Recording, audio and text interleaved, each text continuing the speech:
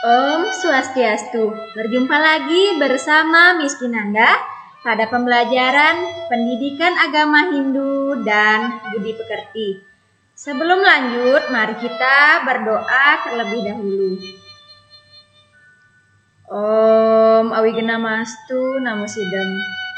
Om Sidirastu Tadastu Swaha.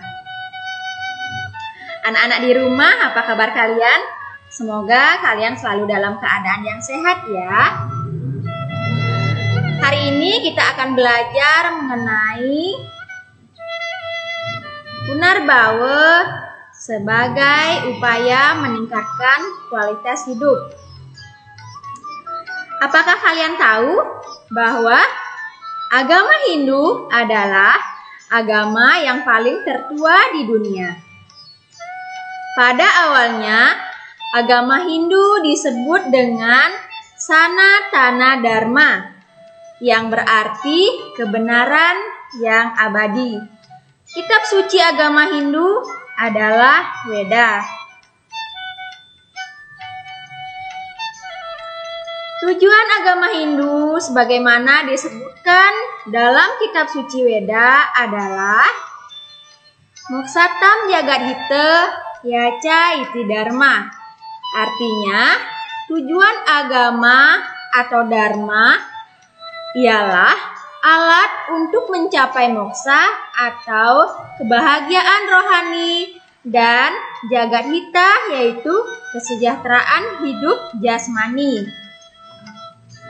Untuk mencapai tujuan tersebut, agama Hindu menjabarkan ajarannya menjadi 3 bagian yang disebut dengan Tri kerangka dasar agama Hindu. Yang pertama itu ada tatwa yang berarti pengetahuan tentang filsafat agama. Yang kedua, susila artinya pengetahuan tentang etika atau perilaku, sopan santun dan tata krama. Nomor 3, ada upacara berarti pengetahuan tentang ritual yajna atau upacara keagamaan.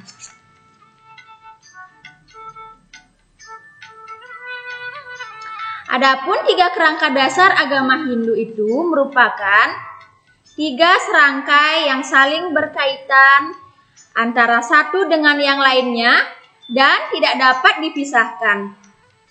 Ketiganya itu tidak berdiri sendiri. Namun, ketiganya merupakan satu kesatuan yang tidak terpisahkan. Misalnya, jika filsafat agama diketahui tanpa susila dan upacara, maka hasilnya tidak akan sempurna. Demikian pula sebaliknya. Jika hanya melaksanakan upacara saja, tanpa dilandasi filsafat dan etika, maka hasilnya juga tidak akan sempurna. 3 kerangka dasar agama Hindu diibaratkan seperti sebutir telur. Kuning telur adalah filsafat, putihnya adalah susila agama, dan kulit telurnya adalah upacara atau ritual agama. Antara kuning, putih, dan kulitnya harus baik. Jika salah satu dari ketiganya rusak, maka tidak akan sempurna. Demikian halnya dengan ajaran agama Hindu akan dapat dicapai dengan baik jika mampu melaksanakan ajaran Tri kerangka dasar agama Hindu dengan baik dan juga seimbang.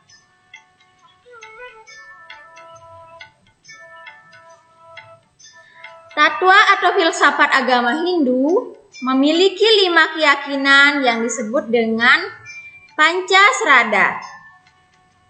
Pancasrada berasal dari bahasa Sanskerta, yaitu dari kata panca yang artinya 5 dan srada artinya kepercayaan atau keyakinan. Jadi, Pancasrada artinya 5 kepercayaan dan keyakinan yang dianut oleh agama Hindu.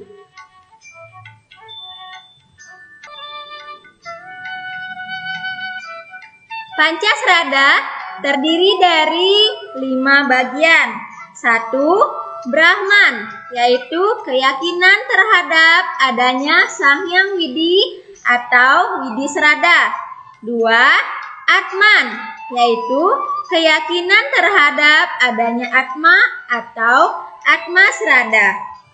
3. Karma Pala, yaitu keyakinan terhadap hasil perbuatan atau Karma Pala Srada.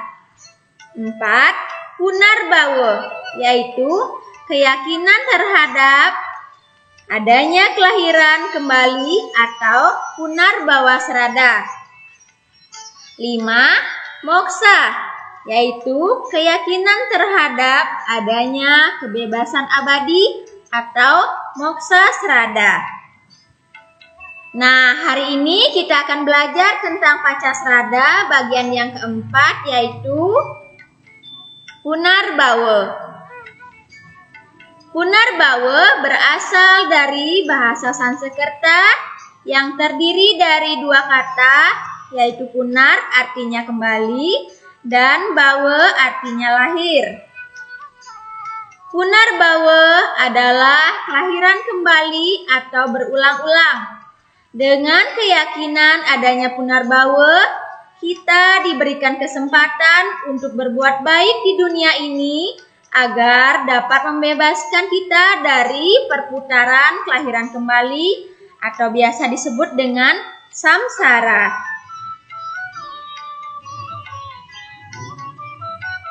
Agama Hindu mengajarkan setelah kematian akan ada alam lain, yaitu neraka, surga, dan moksa. Keadaan alam setelah kematian hampir sama dengan keadaan alam dunia. Kelahiran makhluk hidup ke dunia ini berbeda-beda. Ada yang lahir jadi manusia, binatang, dan tumbuhan. Perbedaan ini disebabkan oleh bekas perbuatan atau karma wasana di kehidupan sebelumnya. Perbuatan itulah yang menyebabkan manusia dilahirkan dari surga atau neraka.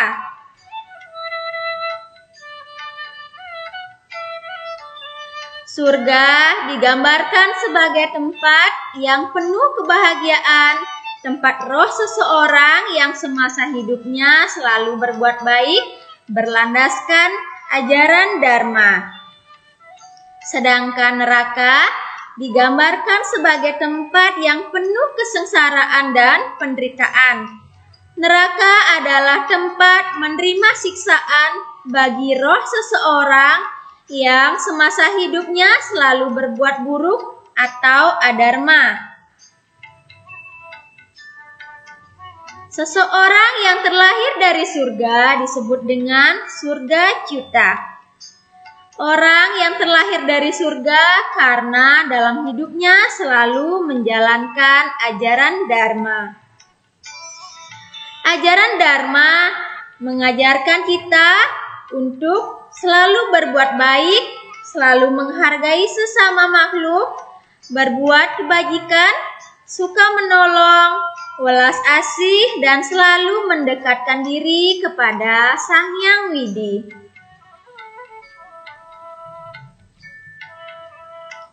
Jika kita menaati Dharma, maka kita akan ditempatkan di surga loka. Menurut kitab Slokantara, ciri-ciri yang terlahir dari surga Cyuta yaitu memiliki sikap tak gentar, memiliki hati yang suci, bijaksana, dermawan, atau murah hati, tenang, lemah lembut, berbudi luhur, tidak iri hati, tidak sombong, dan penyabar, serta mempelajari sastra. Seseorang yang terlahir dari neraka disebut neraka Cyuta. Orang yang terlahir dari neraka dikarenakan dalam hidupnya selalu menjalankan ajaran Adharma. Adharma mengajarkan perbuatan yang tidak baik, selalu menyakiti sesama makhluk, berbuat curang, suka berbohong, durhaka kepada orang tua, suka mencuri, malas, suka menyontek, korupsi, berlaku kasar, dan selalu melakukan perbuatan yang tidak dibenarkan oleh agama. Kelahiran seseorang dari neraka loka disebut dengan neraka cuta. Menurut kitab Slokantara, ciri-ciri kelahiran dari neraka atau neraka cuta yaitu bisu, sumbing, tuli, sakit ayan, buta, gila atau sakit jiwa, lepra, dan lumpuh. Dalam kehidupan di dunia ini, selalu ada dua hal yang saling berbeda. Ada yang cantik, ada yang buruk, ada yang kaya, ada juga yang miskin. Ada yang hidupnya bahagia, dan ada yang hidupnya tidak pernah bahagia, dan lain-lain. Perbedaan ini disebabkan oleh perbuatan atau karma di kehidupan masa lampau. Kelahiran yang berulang-ulang yang dialami makhluk hidup merupakan kesempatan baik untuk meningkatkan kualitas hidup, untuk membebaskan atma dari belenggu kesengsaraan. Karena kelahiran dan hidup di dunia ini adalah suatu penderitaan sebagai hukuman akibat dari karma kita di masa lampau. Kesempatan kita menjelma saat ini adalah kesempatan untuk melakukan perbuatan baik atau buruk, sedangkan di alam sana atau surga atau neraka adalah tempat untuk menerima hasil perbuatan kita.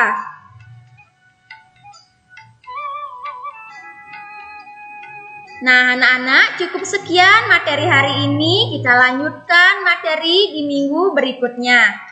Anak-anak di rumah tetap jaga kesehatan dan tetap semangat untuk belajar ya.